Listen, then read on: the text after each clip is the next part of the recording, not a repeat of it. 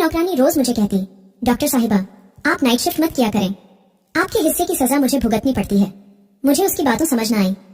एक दिन मेरी तबीयत खराब थी तो अपनी जगह किसी और को ड्यूटी देकर मैं अचानक जल्दी घर आ गई तो मेरे कमरे से चीखों की आवाज ही आ रही थी। पति तो घर पर नहीं था, मगर जब कमरे का दरवाजा खोला तो सामने का मंजर देखकर मेरी रूह कांप गई, क्योंकि कमरे में मेरी छोटी बेटी और वह नौकरानी। मैं कई दिनों से देख रही थी कि नौकरानी बार बार मेरे पास आती थी और कुछ कहे बगैर ही पलट जाती थी। शायद वह मुझे कोई बात बताना चाहती थी। जब मैंने उसे 3-4 बार यही करते देखा तो एक दिन मैंने उससे पूछ ही लिया कि सुमित्रा सब ठीक तो है ना, तुम्हें कोई बात करनी है मुझसे। मुझे लगा था शायद उसे पैसों की जरूरत होगी, क्योंकि अक्सर गरीब लोगों का यही तो समस्या रहती है कि उन्हें हर वक्त बस पैसों की जरूरत होती है। तो मैंने इसीलिए उससे पूछ लिया कि पैसों की जरूरत तो नहीं। तो सुमित्रा कहने लगी, नहीं नहीं मैडम जी, मुझे पैसों की जरूरत नहीं है, बल्कि मैं तो आपसे कोई और बात करना चाहती थी। मुझे उसके चेहरे पर चिंता की लकीरें साफ दिखाई दे रही थी। मैंने उससे कहा कि सुमित्रा जल्दी बताओ, मुझे हॉस्पिटल के लिए देर हो रही है। तो सुमित्रा कहने लगी कि मैं बस आपसे यही कहना चाहती हूँ कि आप नाइट शिफ्ट ना किया करें। मैं चौंक कर और थोड़ा गुस्से से उसे देखा कि उसकी यह बात कहने का क्या मतलब है कि मैं नाइट ड्यूटी ना किया करूँ। आखिर वह होती कौन थी मुझे यह सलाह देने वाली। मुझे गुस्से में देखकर वह बगैर कुछ कहे जल्दी से वहां से चली गई थी। मैंने सोचा कि शायद मेरे जाने के बाद उसे घर के ज्यादा काम करने पड़ते होंगे, इसीलिए वह ऐसा कह रही है। मुझे वैसे भी काफी दिनों से उसका बिहेवियर कुछ बदला बदला सा लग रहा था, इसलिए मैंने सोचा कि मुझे उस पर नजर रखनी चाहिए और आखिर पता तो चलना चाहिए कि उसके दिमाग में चल क्या रहा है। खैर, उस दिन मैं अस्पताल चली आई। वैसे तो मैं दिन की ड्यूटी ही किया करती थी, लेकिन पिछले 4 साल से मैं नाइट शिफ्ट कर रही थी और मुझे इसमें इसलिए भी कोई समस्या नहीं होती थी कि अब तो बच्चे बड़े हो गए थे और वैसे भी मैंने सुमित्रा को फुल टाइम के लिए रखा हुआ था कि वह दिन रात हमारे ही घर में रहे और शाम को तो मेरा पति भी घर से चला जाता था, तो इसलिए मुझे कोई चिंता नहीं रहती थी। लेकिन पिछले कुछ दिनों से सुमित्रा के बारे में मुझे अजीबोगरीब से ख्याल आने लगे थे कि कहीं वह मेरी पीठ पीछे कुछ गलत न कर रही हो। अक्सर मैं अपने साथ वाली औरतों से बातें सुनती थी कि ऐसे ही कोई औरत अपने घर को अपनी नौकरानी के हवाले छोड़कर नौकरी करती थी, तो उसके पति ने उसकी नौकरानी से ही अफेयर चला लिया और चुप कर उससे शादी भी कर ली। जब से मैंने यह खबर सुनी थी मुझे तो किसी भी पल चैन नहीं मिल रहा था। एक तरफ तो मुझे अपने पति पर पूरा विश्वास था कि मेरा पति ऐसा कुछ भी मेरे साथ नहीं कर सकता, और मुझे उस नौकरानी पर भी विश्वास था क्योंकि वह एक बहुत ही शरीफ औरत है। लेकिन फिर मैंने सोचा कि किसी को बदलते हुए देर ही लगती है। मैंने अपने पति और नौकरानी पर नजर रखने का फैसला कर लिया। मैं सुबह देर तक सोई रहती थी, इसलिए मेरे पति सुमित्रा के हाथ का ही नाश्ता करके चले जाते थे। मैंने सोचा कि मुझे खुद उठकर उनको नाश्ता बनाकर देना चाहिए, लेकिन सारी रात ड्यूटी करने के बाद मैं इतनी थक जाती थी कि जब मैं 6 बजे लौटकर घर आई तो गहरी नींद सो जाती थी और फिर उठने का मन ही नहीं करता था। 6 बजे की सोई सोई में दोपहर 2 बजे उठा करती थी। लंच करने के बाद मैं अपने प्राइवेट क्लिनिक पर बैठ जाया करती थी, क्योंकि अस्पताल की नौकरी के अलावा मैंने एक प्राइवेट क्लिनिक भी बना रखा था जिसमें मैं गरीब लोगों का मुफ्त में इलाज किया करती थी। क्लिनिक से आने के बाद शाम की चाय पीने के बाद मैं अस्पताल चली जाया करती थी। कभी कभी मेरे पति मुझसे शिकायत भी करते कि सोमैया, तुमने तो अपनी जिंदगी को इतना बिजी कर लिया है कि उसमें मेरे लिए टाइम ही नहीं है। आखिर मुझे भी तुम्हारी जरूरत महसूस होती है। लेकिन मेरे पति बहुत अच्छे थे, मैं उन्हें बहुत जल्दी मान लिया करती थी और वह भी मेरी बात को समझ जाया करते थे। जिंदगी की यही रूटीन चल रही थी। कुछ दिन तो यूं ही सुकून से गुजर गए। मुझे ऐसी कोई भी बात नजर नहीं आई तो मैं भी कुछ सुकून से हो गई थी। लेकिन सुमित्रा एक दिन फिर मेरे पास आई और कहने लगी, मैडम जी, अगर आप मेरी बात माने तो आप अपनी ड्यूटी दिन के समय में करवा लो। आपके जाने के बाद आपके किए की सजा मुझे भुगतनी पड़ती है। इस बार वह बहुत गुस्से से कह रही थी और अपनी बात खत्म करके वहां से जा चुकी थी। उसकी बात सुनकर मैं तो हैरान रह गई थी कि मेरे हिस्से की सजा का क्या मतलब था। कहीं वह मेरे हिस्से का समय मेरे पति के साथ तो नहीं गुजर रही थी। यह सोचते ही मेरे कदमों तले से जमीन जैसे सरकने लगी थी। मेरा विश्वास था जो मेरे पति के ऊपर वह डगमगाने लगा था। लेकिन फिर मैंने सोचा कि नहीं, ऐसा नहीं हो सकता। वह बस ऐसे ही कह रही होगी, लेकिन फिर भी मुझे जानना तो चाहिए कि आखिर उसकी इस बार बार की जिद के पीछे मकसद क्या था कि मैं नाइट शिफ्ट ना करूं, दिन की ड्यूटी कर लूं। मैं एक डॉक्टर थी और मैंने सारी जिंदगी ईमानदारी से काम किया था और कभी किसी का एहसान नहीं लिया था। अस्पताल वाले जो भी ड्यूटी लगाते हैं मैं खुशी से उसे स्वीकार करती थी और पूरी लगन से उसको निभाती थी। अभी भी नाइट शिफ्ट के लिए बात कर रखी थी कि मैं नाइट ड्यूटी कर लूंगी, मुझे कोई दिक्कत नहीं है। और अब इसे मैं अचानक से छोड़ नहीं सकती थी, मेरी बात खराब हो जाती। इतने सालों से मैं मेहनत से कम कर रही थी और कभी मैं अपनी बात से नहीं मुक रही थी। पूरे स्टाफ को मेरे ऊपर बहुत ज्यादा भरोसा था, लेकिन मैं इस तरह अपने घर को तोड़ना भी नहीं चाहती थी। मैंने सोचा कि कुछ ना कुछ तो करना ही होगा। सुमित्रा मेरे घर पर पिछले 1 साल से नौकरी कर रही थी और एक अरसे के दौरान ना तो उसे मुझसे कोई शिकायत हुई थी और ना ही मुझे उससे। वह एक विधवा औरत थी जिसके 2 बच्चे थे। जिनको पालने की खातिर वह मेरे घर पर नौकरी करती थी। मैंने उसे नौकरी के पहले दिन ही कह दिया था कि तुम्हें 24 घंटे के लिए यहीं पर रहना होगा। उसके बच्चों की टेंशन नहीं थी, क्योंकि उसके बच्चों की देखभाल करने के लिए उसके माँ बाप थे और वह गांव में रहते थे। वह अकेले ही हमारे घर पर रहती थी। जो भी तनख्वाह उससे मिलती वह अपने गांव अपने बच्चों की देखभाल के लिए भेज दिया करती थी। हालांकि मैंने उसे कई बार कहा भी था कि अगर तुम चाहो तो अपने बच्चों को भी यहाँ पर बुला सकती हो, जहाँ तुम रहती हो वहां पर तुम्हारे बच्चे भी रह लेंगे। मगर न जाने क्या बात थी कि वह मना कर देती थी। उसके साथ समय बहुत अच्छा गुजर रहा था। आज तक उसने कभी किसी की शिकायत नहीं की थी, लेकिन अब पिछले कुछ दिनों से मैं देख रही थी कि उसका बिहेवियर अजीब सा हो गया है। वह बस हर बार मुझे एक ही बात कहती रहती कि मैडम जी, अपनी ड्यूटी दिन के समय करवा लो, रात को घर पर रहा करो। मुझे कुछ समझ नहीं आती थी, आखिर रात को ऐसा घर पर क्या होता है जिसकी वजह से वह इतना घबराकर मुझे यह बात कहती है। एक दिन ऐसा हुआ कि मैं ड्यूटी पर थी कि अचानक एक नर्स मुझे आकर कहने लगी कि कोई औरत है, बड़ी दूर से आपसे मिलने आई है। मैंने पूछा क्या वह कोई मरीज है, क्योंकि इस वक्त मेरी ड्यूटी इमरजेंसी में थी। तो वह कहने लगी नहीं, वह आपकी कोई रिश्तेदार है। मैं हैरान होते हुए बाहर आई कि मेरी कौन सी रिश्तेदार इस वक्त मुझसे मिलने अस्पताल आ सकती है। मैं बाहर गई तो एक अनजान औरत को सामने खड़ा पाया। मैं हैरत के मारे उसे देखकर पूछा आप कौन हो और मुझसे क्यों मिलना चाहती हो? तो वह कहने लगी क्या आप ही डॉक्टर सुमैया है? मैंने कहा जी हाँ, मैं ही डॉक्टर सुमैया हूँ। मेरी बात सुनकर उसने एकदम से मोबाइल का कैमरा निकाला और मेरी तस्वीर खींचकर अचानक से भाग गई। मुझे तो कुछ सेकंड के लिए समझ नहीं आया कि मेरे साथ हुआ क्या, और जब तक मैं समझता वह मुझसे दूर भाग चुकी थी। मैं जल्दी से उसके पीछे भागी कि उससे पूछ सकूं कि उसने मेरी तस्वीर क्यों बनाई है और आखिर वह है कौन। लेकिन वह बहुत तेजी से भागती हुई मुझसे बहुत दूर जा चुकी थी। मैं परेशान होती हुई वापस आ गई और सोचने लगी है, भगवान, ये मेरे साथ क्या चल रहा है? कौन थी वो औरत और यहाँ क्यों आई थी? पता नहीं क्यों मुझे बहुत बड़ी गड़बड़ का एहसास हो रहा था, जैसे कुछ बुरा होने वाला है। मेरी छठी इंद्री बार बार मुझे इशारे दे रही थी कि शायद मेरी जिंदगी में कुछ तो बहुत गलत होने वाला है। मैं यह बात जानती थी कि मैं अपने घर वालों और अपने पति को बहुत ज्यादा नजरअंदाज कर रही हूँ, क्योंकि रात को ड्यूटी बहुत थका देने वाली होती है और सुबह तक मैं लेट से उठती थी। जब मैं सोकर उठी तब तक मेरे पति ऑफिस के लिए निकल चुके होते थे, और जब रात को ड्यूटी पर जाना होता था तब तक वह ऑफिस से आते ही नहीं थे। अजीब सी जिंदगी हो गई थी। काफी दिनों से मेरे पति से तो मेरी बातचीत ही नहीं हो पा रही थी। मुझे इस बात का एहसास हुआ तो मैंने फौरन से अपना मोबाइल निकाला और अपने पति को कॉल करने लगी। मैंने सोचा कम से कम फोन पर ही बात कर लूं, लेकिन मेरे पति मेरा फोन नहीं उठा रहे थे। फिर मैंने उनके ऑफिस के नंबर पर कॉल की तो उनकी सेक्रेटरी ने बताया कि वह तो पिछले कई दिनों से दफ्तर ही नहीं आ रहे। सेक्रेटरी की बात सुनकर तो मैं हैरान रह गई थी। मुझे तो कुछ खबर ही नहीं थी कि वह दफ्तर जा भी रहे हैं या नहीं, लेकिन परेशानी वाली बात तो यह थी कि रोजाना घर से दफ्तर के लिए निकलते थे, फिर ऐसे कैसे वह कहीं जा सकते हैं? अगले दिन मैंने सोचा कि मैं छुट्टी कर लेती हूँ। जब मैं यह बात घर में बताई तो सब बहुत खुश हुए।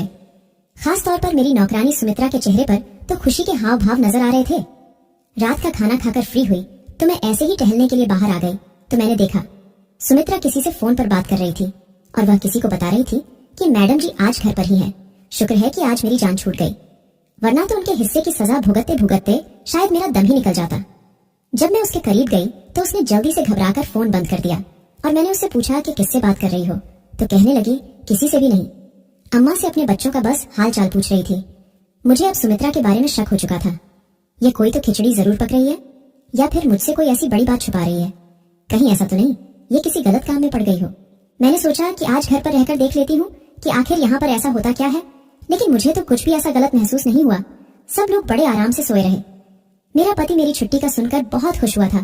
कहने लगा कि कितना समय हो गया है, हमें एक साथ समय गुजारने का मौका ही नहीं मिला। मैं भी सोचने लगी क्या ये सच में खुश है या खुश रहने का नाटक कर रहे हैं। मैं उसे खोजती हुई नजरों से देख रही थी। कहीं ऐसा तो नहीं कि मेरे घर से जाने के बाद उसका और मेरी नौकरानी का कुछ चक्कर चलता हो। इसलिए वह मुझे कहती है कि आप घर पर ही रहा करें। मेरी एक बेटी और एक बेटा था।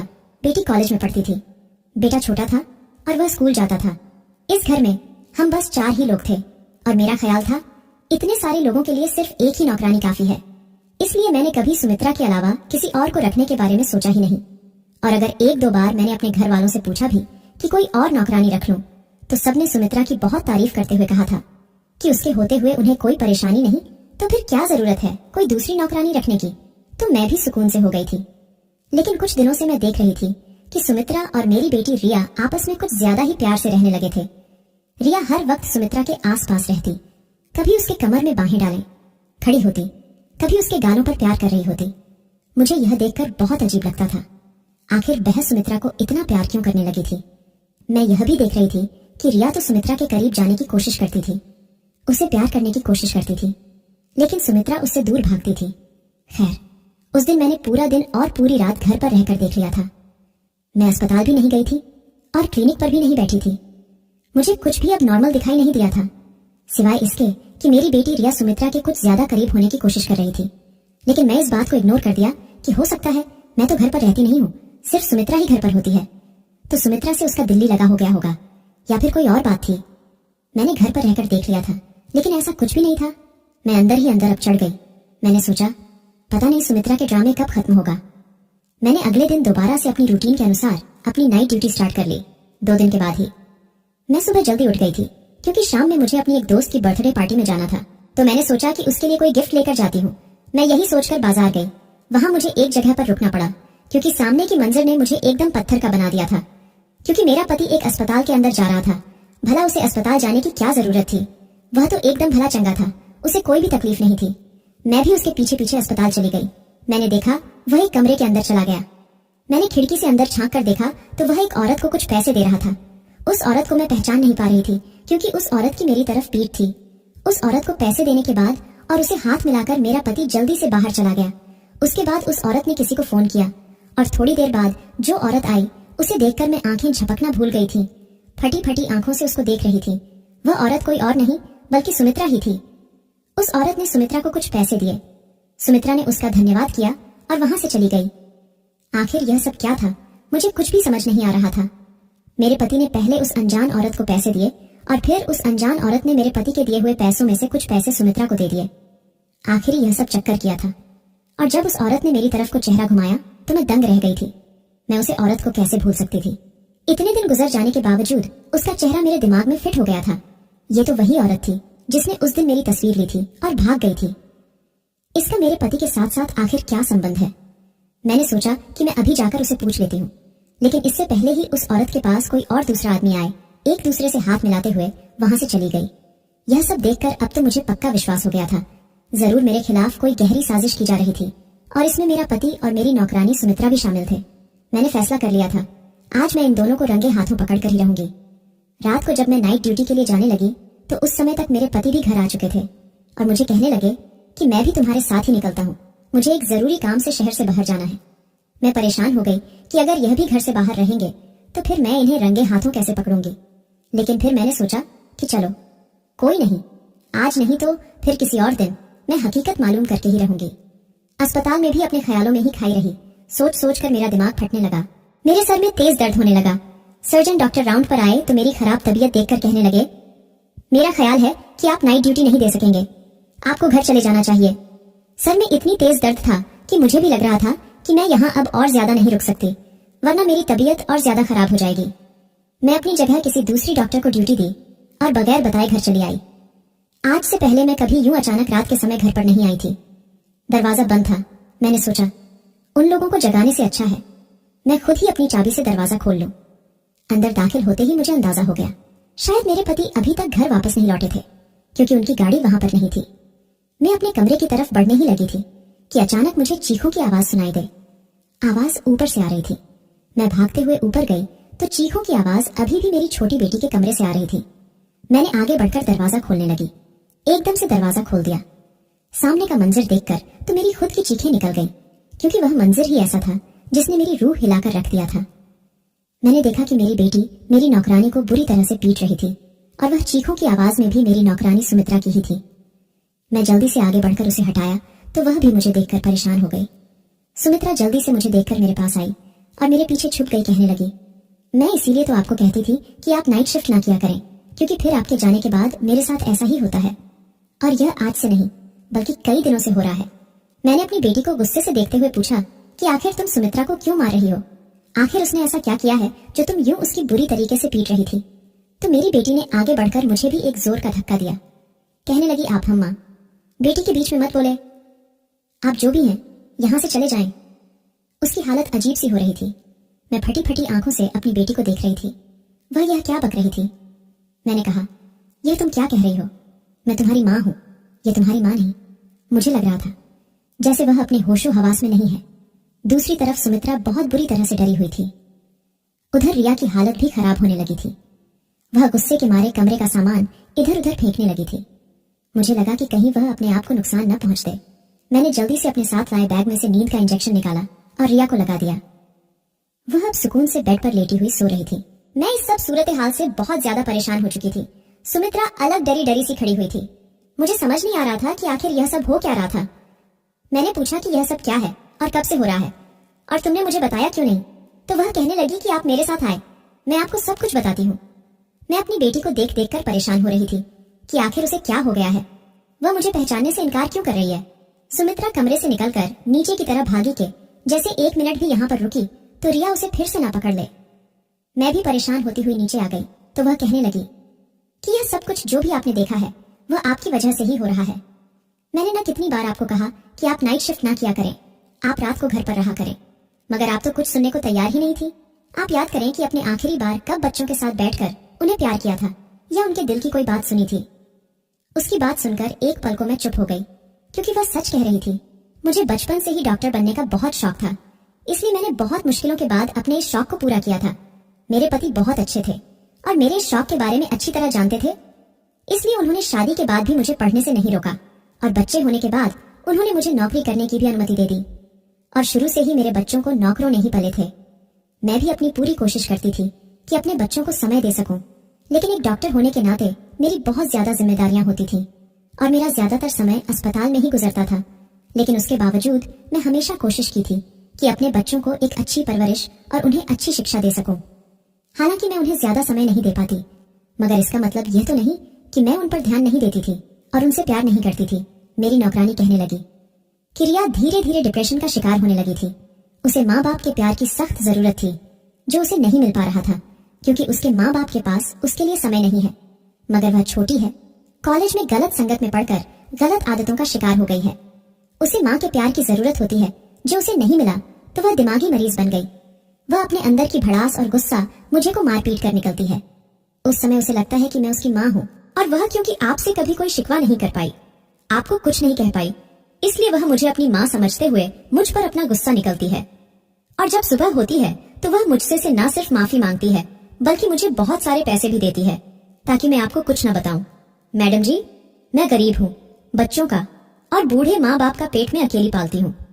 रात को जो मारपीट और तकलीफ में सहती थी, सुबह जब आपकी बेटी मुझे पैसे देती है तो मैं भूल जाती थी कि रात को मैंने क्या तकलीफ सही थी। एक बार दिन में जब रिया मुझसे माफी मांग रही थी और मुझे पैसे देने लगी तो मैं रिया से कहा, रिया तुम मेरे ऊपर बहुत जुल्म करती हो, मुझे तुम्हारे पैसे नहीं चाहिए। मैं तुम्हारी माँ को तुम्हारी सारी बातें बता दूंगी। तुम पागल हो, तुम्हें तुम्हारी माँ पागल खाने में डाल देगी, तब तुम्हारी अक्ल ठिकाने आएगी।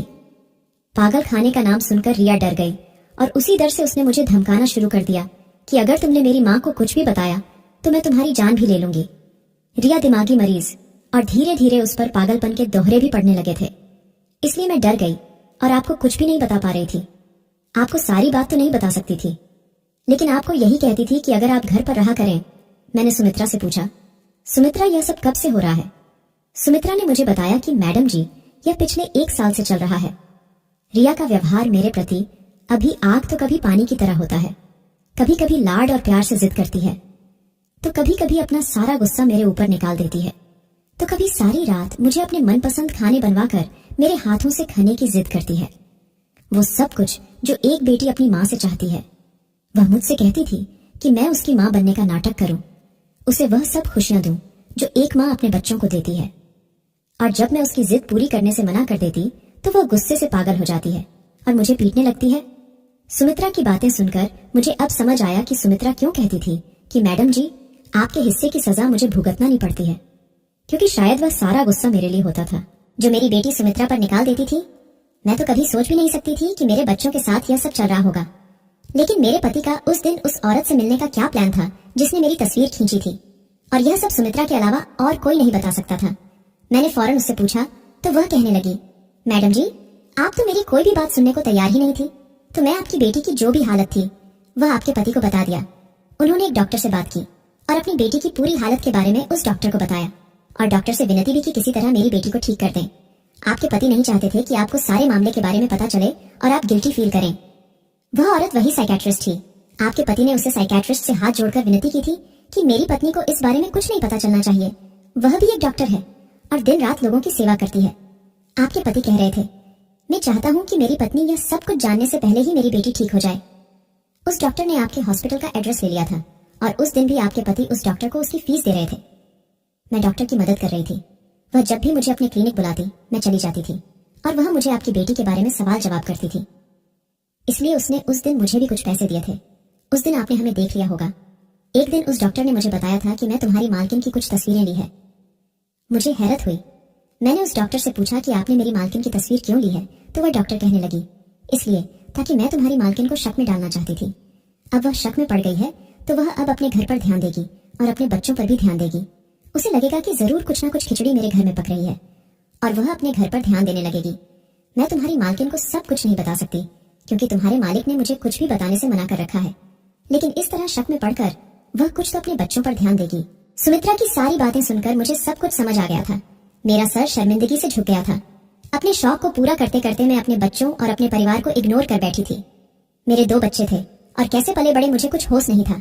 मेरी बच्ची शुरू से ही अपने आप में मगन रहने वाली थी और मैंने कभी उसे पर ध्यान ही नहीं दिया जिसकी वह हकदार थी, लेकिन मैं क्या जानती थी कि उसका यह नतीजा निकल सकता है। उस वक्त मुझे समझ आया कि हम माँ बाप को अपने करियर के पीछे इतना भी पागल नहीं होना चाहिए कि अपने बच्चों को ही इग्नोर कर दें। मेरे पति को मुझे पर बहुत मोहब्बत थी, इसलिए वह नहीं चाहते थे कि मैं पछतावे की आग में जलूं। इसलिए वह खुद सारे मामले को डील करना चाह रहे थे। मगर मैं अब समझ गई थी कि शायद उस डॉक्टर के अलावा मुझे भी माँ का किरदार निभाना होगा। मैंने कुछ समय के लिए छुट्टी ले ली ताकि अपने घर अपने बच्चों को समय दे सकूं और हम सब ने मिलकर मेरी बेटी को ठीक कर लिया और मैं भी फिर उस दिन के बाद दिन की ड्यूटी लगवा ली। दोस्तों, वीडियो कैसा लगा कमेंट कर